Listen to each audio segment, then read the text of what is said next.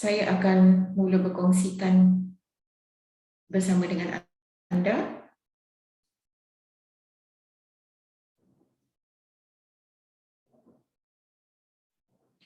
Bolehkah setiap orang melihat skrin saya?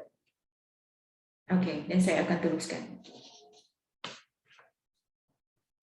Untuk bermula, pengenalan yang pertama yang saya harus lakukan.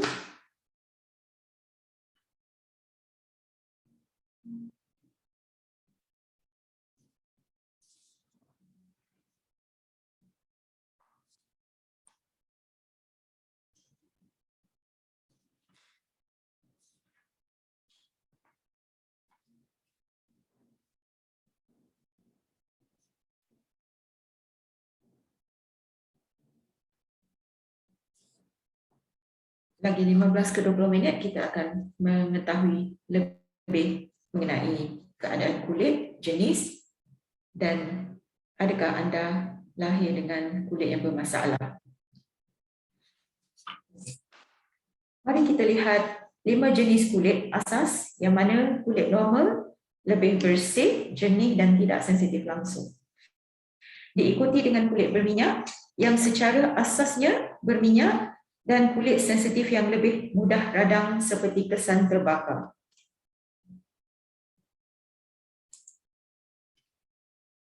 Ini adalah sesuatu yang biasa untuk kulit menjadi rengsa.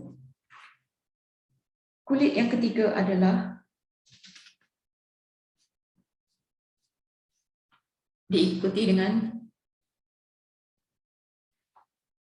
kulit kombinasi yang berminyak di tengahnya, kering dan sensitif di bahagian tepinya. Akhir sekali ialah kulit yang kering sepenuhnya.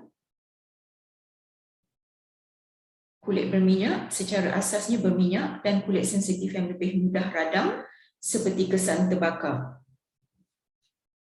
Akhir sekali, kulit yang kombinasi. Kerana ia kelirukan ramai orang. Kerana bahagian T-zone yang berminyak dan pipi yang kering.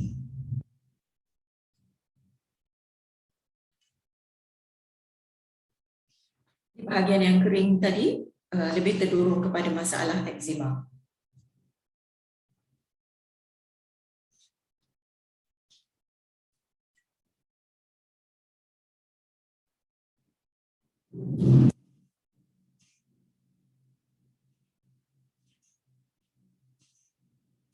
Dari segi produk yang anda patut gunakan, berdasarkan pada jadual panduan jenis kulit ini, jenis pencuci yang kita pilih tidak menyebabkan radang kulit. Sebagai contoh, kulit yang normal, anda boleh memilih pencuci muka berdasarkan gel yang boleh mengawal kelembapan kulit. Manakala untuk kulit jenis kering, anda perlukan pencuci dengan kelembapan seperti produk yang mengandungi hyaluronic acid dan glycerin. Atau produk dengan cecair micellar yang sangat cair pembersihnya bagi mengurangkan masalah kekeringan kulit.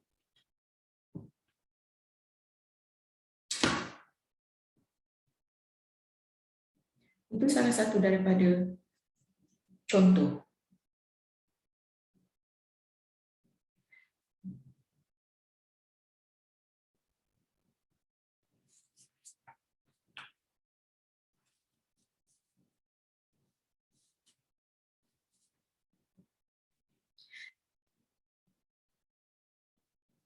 Okey. Penting untuk mengetahui 5 jenis pembersih ini kerana kulit kita tidak semestinya menggunakan produk yang sama di dalam situasi yang berbeza. Apabila kita muda, umur 30-an, kita mungkin lebih menggunakan produk yang untuk kulit berminyak.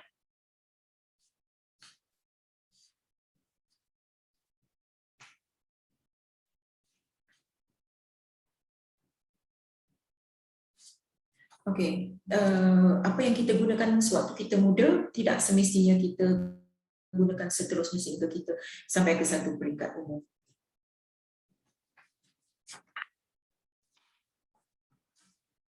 Carta yang seterusnya adalah jenis asid yang asas dan biasa digunakan sebagai rawatan atau pembaikan yang mana kita cuba memperbetulkan masalah kulit. Dengan asid glycolic membantu menanggalkan melupaskan sel kulit, mengurangkan garis halus, jeragat aktif dan rona kulit tidak sekata. Glycolic acid agak lembut dari 2 atau 5%, jadi dia sesuai untuk semua jenis kulit dan sangat bagus untuk kulit penuaan.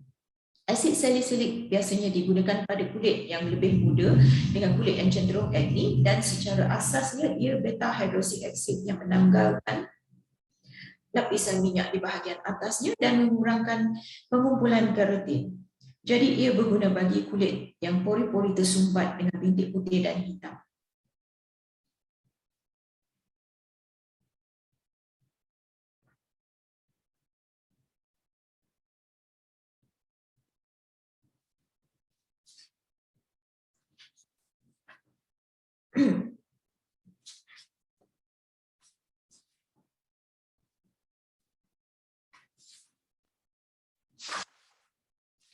Langkah yang betul. Inilah soalan lazim yang ditanya oleh orang biasa. Okay.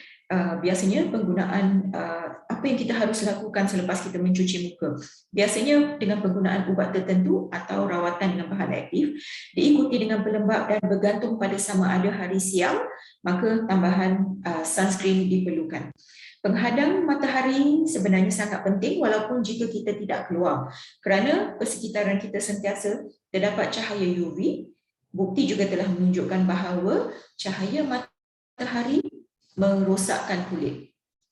Pertama sekali paling penting dalam penjagaan kulit ialah penghadang matahari kerana ia mencegah kulit dari selaran, kanser kulit, penuaan awal dan kerosakan kulit.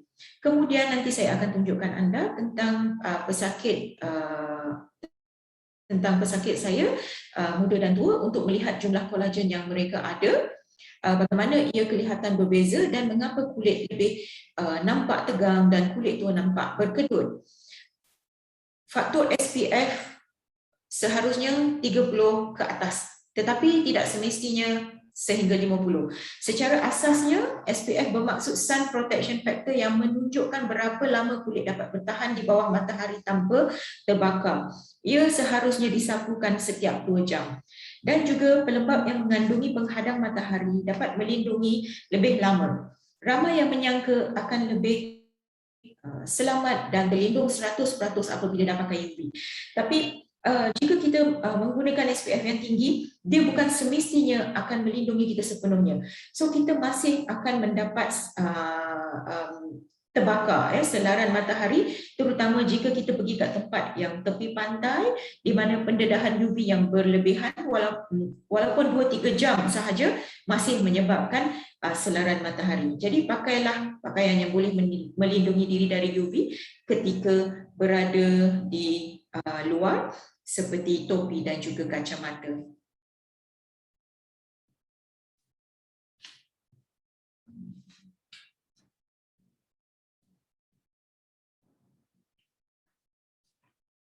Pastikan anda menggunakan produk yang betul. Cuci muka, pelembab dan juga sunscreen.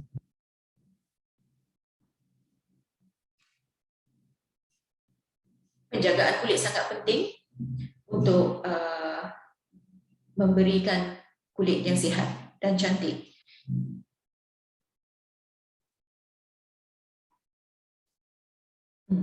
Okey. Ada banyak alatan ataupun peranti kecantikan yang ada yang anda boleh pilih untuk buat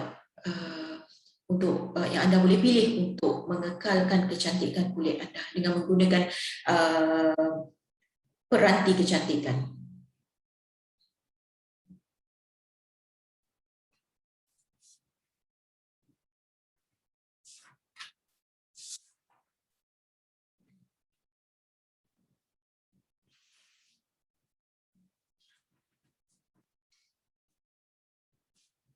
Okey. Bahagian seterusnya adalah perkara utama dalam meningkatkan rutin penjagaan kulit anda. Ya, jangan tak perlu gunakan terlalu banyak produk.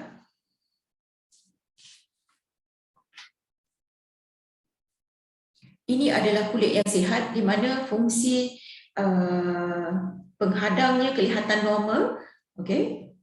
Manakala yang ini adalah menunjukkan apabila pertahanan kulit kita rosak, bakteria yang mesra pada kulit dikenali sebagai Streptococcus aureus ini mula memasuki lapisan epidermis kulit dan menyebabkannya jadi jangkitan. Ini adalah gambar tentang keradangan kulit, ya. Sangat penting untuk kita mencegah daripada kita jadi terlambat seperti ini.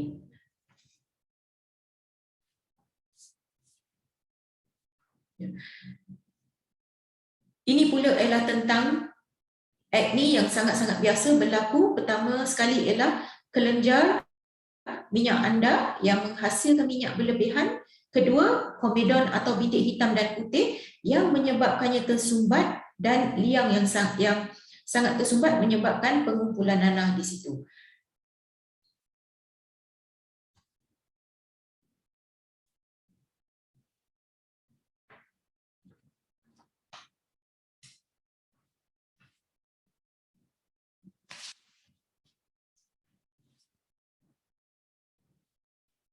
Seterusnya, kita akan dapat daripada sel mati kelenjar minyak yang aktif tadi menyebabkan pengumpulan sel mati. Kemudian apabila liang itu tertutup, kita terkena jangkitan, maka dia akan terjadinya gumpalan nanah di bawah liang roma kulit muka kita dan menyebabkan kejadian jeragaan akne.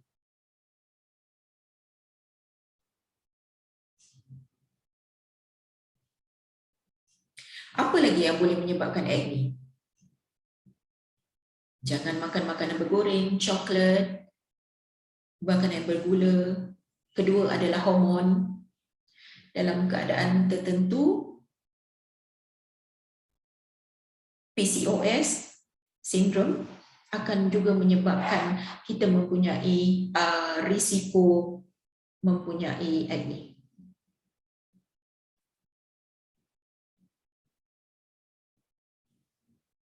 Ini gambar yang tidak menyenangkan yang boleh dilihat dari masa ke semasa. Ini adalah keloid, di mana ia adalah parut yang parah akibat dari akne yang parah untuk jangka masa yang lama.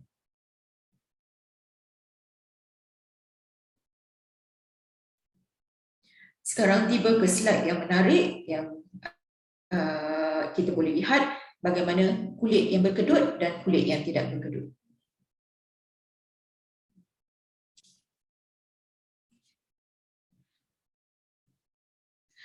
Ini adalah bagaimana ia kelihatan di bawah mikroskop. Di sini ialah di mana di bahagian kiri boleh dilihat tenunan kolagen yang ketat dan elastik, permukaan yang normal, tidak banyak tumpuk jeragat dan stratum corneum yang sangat sihat. Di mana bahagian paling atas ini strukturnya membenarkan refleksi cahaya, lebih refleksi cahaya supaya masuk. Manakala bahagian kanan boleh dilihat kulit tidak lagi mempunyai lekuk, sangat rata, bahagian atas sekali menipis, lebih banyak pigmen jeragat, kolagen dan elastik sangat renggang. Ini semua akibat dari kerosakan matahari. Selain dari penjagaan kulit, anda juga harus melihat kepada faktor persekitaran, terutamanya cahaya matahari yang menyumbang kepada UVA dan UVB. Merokok yang menghasilkan radikal bebas dan tak.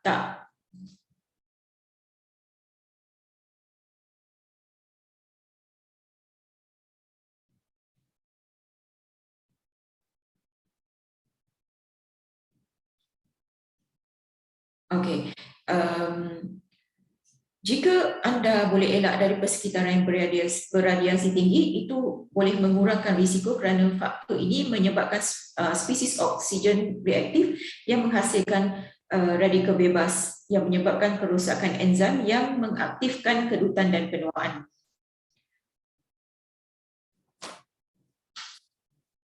Gambar di sebelah kiri adalah gambar berbeza tentang keadaan kulit dari seorang yang sama dari jarak 5 minit. Dia menunjukkan bagaimana pemakaian pelembab yang mudah mampu melakukan perubahan yang besar. Gambar raja di atas untuk membuatkan anda nampak lebih muda.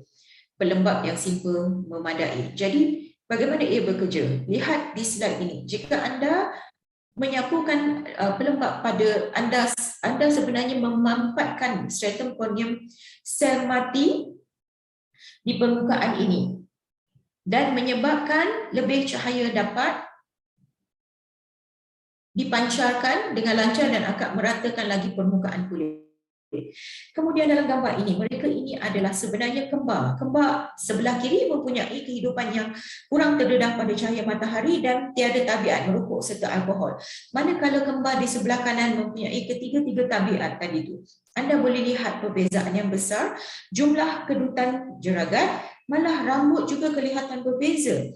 Ini jelas sekali memberitahu kita banyak kulit yang penuaan keseluruhannya disebabkan oleh persekitaran, di mana ia sesuatu yang kita boleh ubah seperti perlindungan terhadap matahari, melembabkan kulit dengan baik, pengambilan antioksida secara oral atau sapu di permukaan, tabiat yang positif dan elakkan kurang tidur serta tekanan dan juga alkohol.